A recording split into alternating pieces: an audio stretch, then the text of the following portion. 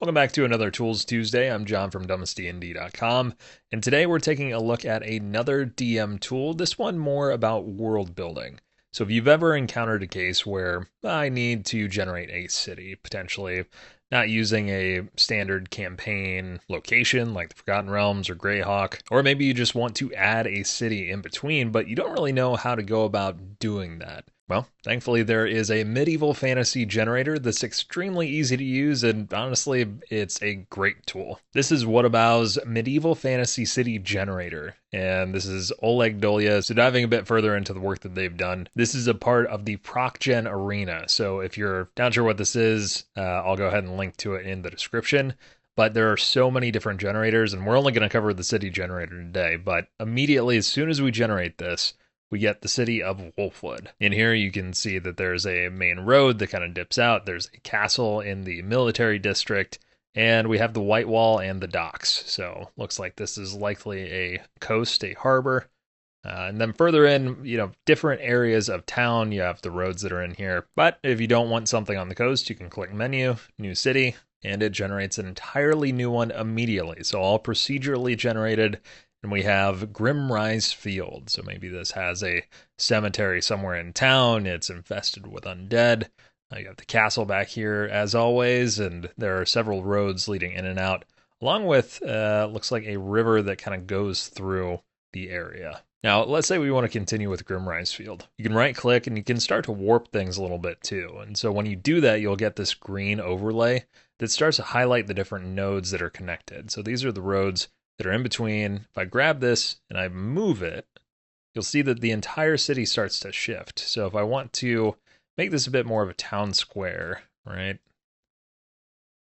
I can keep adjusting until I get it the way I want it. You can also change how this works. So equalize, let's go. All right, so that'll be more squarish.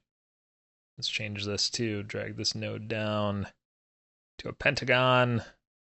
And you can see how it adjusts. And right here, we start to get a weird little like avenue that goes directly down. Here's probably where they hold all of their town or city announcements. It's got that direct line to the castle. Now, is it a lord that lives there? Is it a noble of some sort? Is it a king? It's probably too small for it to be a king, but I really just love the way that this overall looks and kind of how it gets generated and how you can dive deeper and deeper, essentially mold it to whatever your world should have. Now, if I right click again and we apply these changes, you can go in and start to adjust things. So you can re-roll the geometry, right? So over here in Redford, let's change it up. Let's change it up.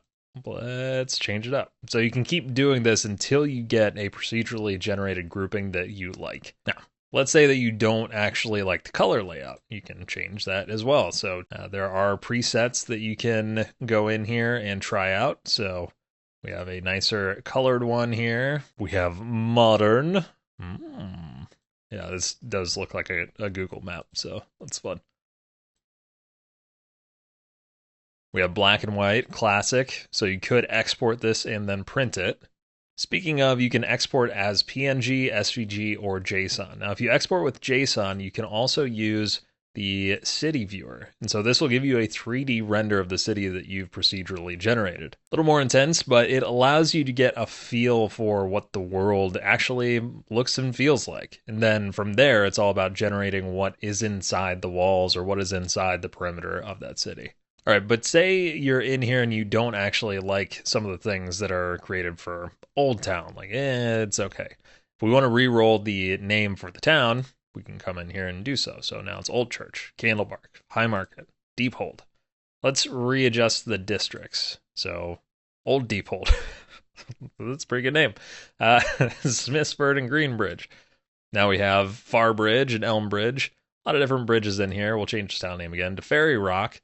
And it starts to play into all of what you might want it to be. So Fishbridge, you can see that down here, you actually do have a bridge that goes across. Now let's re-roll the geometry there. All right, now we're more populated. That is much better. I wish that road connected in there, though. So let's see if we can do that.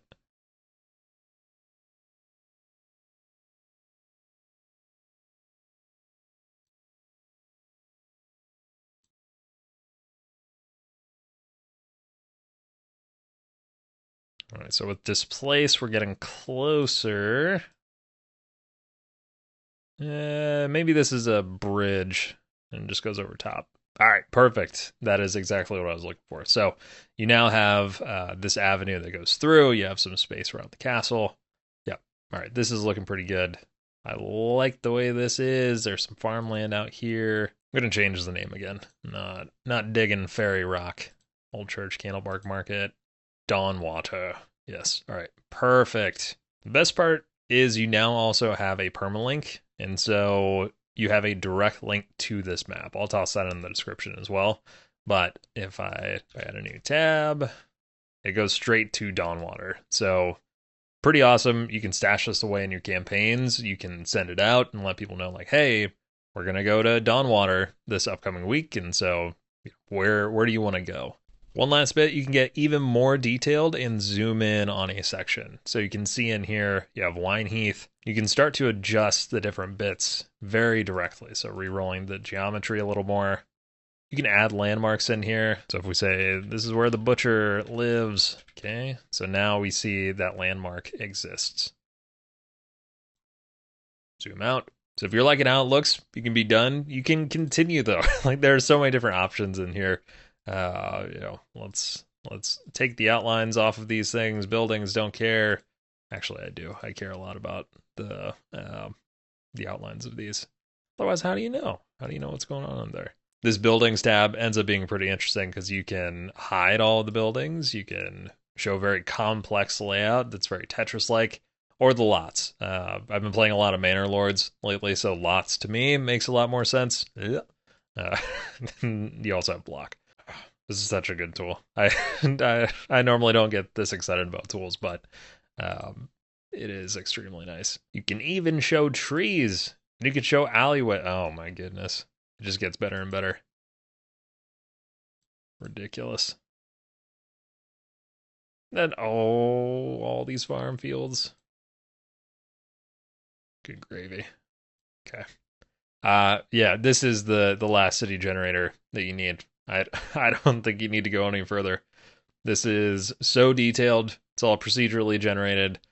You can save it. You can send it. You can, I don't know why you would ever use a different city generator. Best part, all free. You can support What About on Patreon or on Itch, but costs you nothing to use this tool. Pretty great.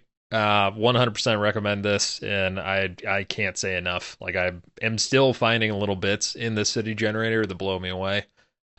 Again, I don't normally get this excited about city generators, I swear. Like, this is not something where I spend all day being like, oh, I love all of these. It's more of this, it's cream of the crop. So, can't say enough about it. And yeah, just all the different options are incredible. So try it out. Let me know what you think. Otherwise, until next time, roll high, stay ridiculous, and thanks for watching.